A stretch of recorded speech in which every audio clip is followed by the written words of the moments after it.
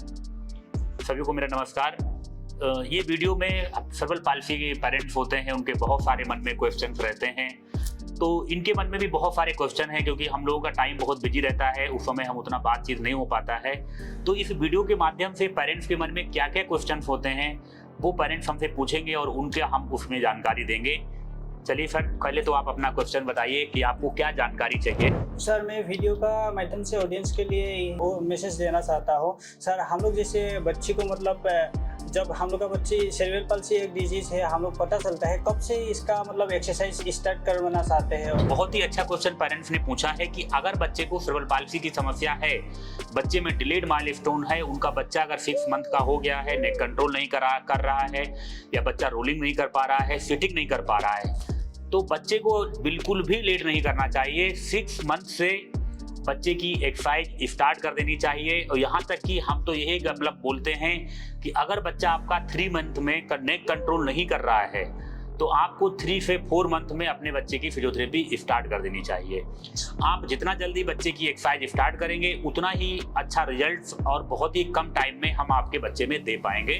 तो अगर आपके बच्चे सीपी डायग्नोसिस हो जाता है, अगर आपको लगता है कि 3 मंथ में या 6 मंथ में हमारा बच्चा नेक कंट्रोल नहीं कर रहा है, सिटिंग नहीं कर रहा है, रोलिंग नहीं कर रहा है, तो बच्चे को 4 से 6 महीने में अपने बच्चे की फिजियोथेरेपी एक सेरेब्रल पाल्सी विशेषज्ञ से पीडियाट्रिक फिजियोथेरेपी सेंटर पे जाके अपने बच्चे की एक्सरसाइज स्टार्ट करनी चाहिए। सर, नेक्स्ट क्वेश्चन हम लोग का यही है। सर, हम लोग को देख रहे हैं हर एक सेरेब्रल पाल्सी बच्चे को सूस और आप लोग गेटर देते हैं। सूज एफो गेटर। जी सर, ये सूस और एफो गेटर के बारे में थोड़ा कुछ हम लोग का ऑडियंस को आप बता सकते हैं? तो हम लोग को भी थोड़ा कुछ जानकारी हो जाएगा, हम लोग का ऑडियंस को भी थोड़ा कुछ जानकारी हो जाएगा। बहुत ही अच्छा क्वेश्चन है। नेक्स्ट क्वेश्चन जो पेरेंट्स ने पूछा हुआ है कि जो भी हम सेरेब्रल पाल्सी बच्चों में एफओ, गेटर, स्प्लिंट या जो भी मतलब आर्थोटिक डिवाइसेस हम यूज करते हैं बच्चों में, उन बच्चों में उसका पहनाने से क्या फायदे हैं। तो पहले तो बताएंगे कि एफओ गेटर का क्या फायदे हैं। एफओ गेटर पहनाने से बच्चे को चलने फिरने में सपोर्ट मिलता है।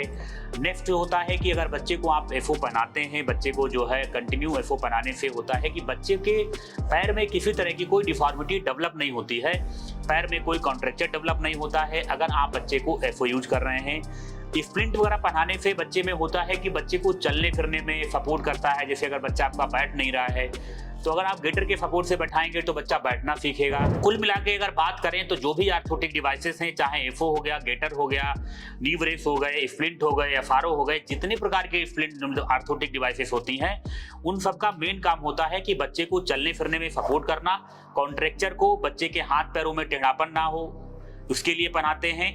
नेक्स्ट होता है बच्चे की जो हाइपर टोन होती है, बहुत ज़्यादा बच्चे अपनी बॉडी को टाइट करते हैं, वो बच्चे की मसल टोन को नॉर्मल करने के लिए, हाथ पैरों की टोन को कम करने के लिए हम उसमें एफओ गेटर का यूज करते हैं।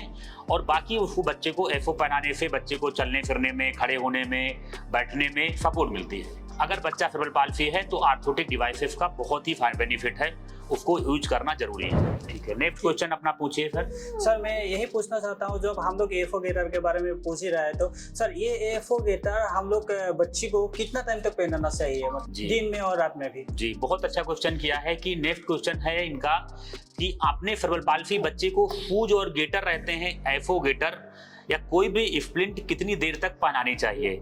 देखिए, सेरेब्रल पाल्सी बहुत ही तरह की होती है, लगभग 5 प्रकार की सेरेब्रल पाल्सी होती है। अगर बच्चा डिस्टोनिक सेरेब्रल पाल्सी है, बच्चे में बहुत ज़्यादा टोन बढ़ी हुई है, बच्चा बॉडी को बहुत टाइट करता है, तो उन बच्चों में हमें एफओ गेटर पहनाने का टाइम ज़्यादा देना होता है, ज़्यादा टाइम तक पहनाने की ज़रूरत पड़ती है। अगर बच्चे का कोई भी डिफॉर्मिटी नहीं है, बच्चे को बॉडी में कोई भी टोन बढ़ा हुआ नहीं है, हाइपर मसल टोन नहीं है, तो बच्चे में कम देर तक भी पहनाना होता है। जैसे अगर बच्चा डिस्टोनिक है तो उसे बच्चे को 10 से 12 घंटे एफओ गेटर पहनाना जरूरी होता है और रात में पहनाना बहुत जरूरी होता है। लेकिन बच्चे के हिसाब से ही टाइमिंग देखनी होती है कि बच्चे की जिस तरह की प्रॉब्लम रहती है उसी हिसाब से हमें डिसाइड करते हैं कि बच्चे में एफओ गेटर कितनी देर तक पहनाना चाहिए। और चलने फिरने में बच्चे को एफओ पहनाकर ही चलाना चाहिए, क्योंकि मसल्स वीक होती हैं तो इससे बच्चों में दिक्कत हो सकती है। तो बच्चे को नंगे पैर चलाने से बचना चाहिए, तो उसमें बिना एफओ, बिना गेटर, बिना शूज के नहीं चलाना चाहिए। तो मेन है कि ये बच्चे पे ही डिपेंड करता है कि उसे कितनी देर तक शूज और गेटर पहनाने की जरूरत है, वो बच्चे को देख के ही हम लोग बता सकते हैं। लेकिन लगभग 7 से 8 घंटे शूज और गेटर पहनाने की जरूरत होती है और मैक्सिमम एक्सरसाइज में शूज और गेटर का भी बहुत ज्यादा काम होता है। नेक्स्ट क्वेश्चन सर आप अपना पूछिए कि आपका क्या क्वेश्चन है नेक्स्ट। सर मेरा पास और एक क्वेश्चन है। जब हम लोग बच्चे को सेरेब्रल पाल्सी डिजीज है, हम लोग मतलब जब मालूम हो जाते हैं, एक कैसा फिजियोथेरेपी सेंटर में जाने का आप सलाह देगा? जी सर। इनका अगला क्वेश्चन बहुत ही अच्छा क्वेश्चन किया है कि अगर बच्चे को सेरेब्रल पाल्सी की समस्या है, बच्चे डिलेड माइलस्टोन है, तो उन्हें किस सेंटर पे जाना चाहिए। ये भी बहुत ही इंपॉर्टेंट क्वेश्चन है। पेरेंट्स को जानकारी होना चाहिए कि अगर बच्चे को सीपी है तो उन्हें पीडियाट्रिक फिजियोथेरेपी सेंटर पे जाना चाहिए। जैसे फिजियोथेरेपी में भी बहुत सारी फील्ड रहती हैं, कोई कार्डियो रहता है, किसी आर्थो रहता है, तो हर तरह के केस देखे जाते हैं। लेकिन जो पीडियाट्रिक फिजियोथेरेपी सेंटर रहता है वो केवल बच्चों के लिए ही बनाया जाता है। उसमें बच्चों से रिलेटेड जो भी समस्याएं होती हैं, डिलेड माइलस्टोन है, बच्चा सिटिंग नहीं कर रहा है या वॉक नहीं कर पा रहा है, तो सेरेब्रल पाल्सी पेरेंट्स को कोशिश ये करनी चाहिए कि उन्हें अपने बच्चे को पीडियाट्रिक फिजियोथेरेपी सेंटर पे जाना चाहिए। पीडियाट्रिक फिजियोथेरेपी से ही बच्चे को कंसल्ट करना चाहिए, जिसे सेरेब्रल पाल्सी बच्चों के लिए जानकारी हो, अगर एक्सपीरियंस होगा तभी वो सेरेब्रल पाल्सी बच्चे को ट्रीट कर पाएगा और उसमें अच्छा से अच्छा रिजल्ट भी दे पाएगा। क्योंकि सेरेब्रल पाल्सी बच्चों की एक्सरसाइज एकदम डिफरेंट रहती हैं, बड़ों की एक्सरसाइज एकदम चेंज रहती हैं। तो सेरेब्रल पाल्सी के पेरेंट्स जो भी होते हैं उन्हें कोशिश करनी चाहिए कि अपने बच्चे को एक एक्सपीरियंस पीडियाट्रिक फिजियोथेरेपी से कंसल्ट करना चाहिए और बच्चों के सेंटर पे ही अपने बच्चे की थेरेपी करानी चाहिए। नेक्स्ट क्वेश्चन अपना पूछिए सर, क्या क्वेश्चन है आपका? सेरेब्रल पाल्सी बच्चे को हम लोग जब डॉक्टर के पास ले जाते हैं, डॉक्टर लोग बोलते हैं कि उसको मतलब मालिश नहीं करना है, तेल मालिश जैसे करते हैं नहीं करना है, तो इसका बारे में आप ऑडियंस को क्या जानकारी देगा, हम लोग को क्या जानकारी देगा, थोड़ा सा जी बहुत सही, अच्छी मतलब बहुत ही अच्छा क्वेश्चन पूछा है कि सेरेब्रल पाल्सी बच्चों को ऑयल मसाज यानी तेल की मालिश करनी चाहिए कि नहीं करनी चाहिए।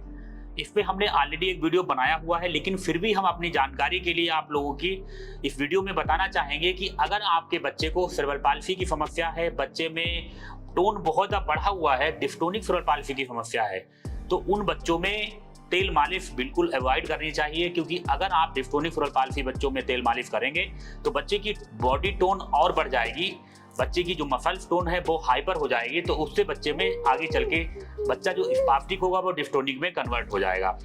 तो अगर आपके बच्चे को हाइपोटोनिक सेरेब्रल पाल्सी की समस्या है, बच्चा एकदम बॉडी लूज रखता है, नेक कंट्रोल नहीं कर पा रहा है, हाथ पैर की टोन है, मसल टोन बहुत ज्यादा कम है, तो उन बच्चों में आप तेल मालिश कर सकते हैं। तो जिन बच्चों को बॉडी टोन बढ़ा हुआ है उन बच्चों में तो तेल मालिश अवॉइड करना चाहिए। जिन बच्चों को हाइपोटोनिक सेरेब्रल पाल्सी की समस्या है उन बच्चों में तेल मालिश की जा सकती है। जैसे कि पेरेंट्स ने बहुत ही अच्छे क्वेश्चंस किए हैं, इससे ऑडियंस को बहुत सारी जानकारी मिलेगी और इतने अच्छे क्वेश्चन पूछे हैं, इनका हम बहुत दिल से धन्यवाद करते हैं। Thank you.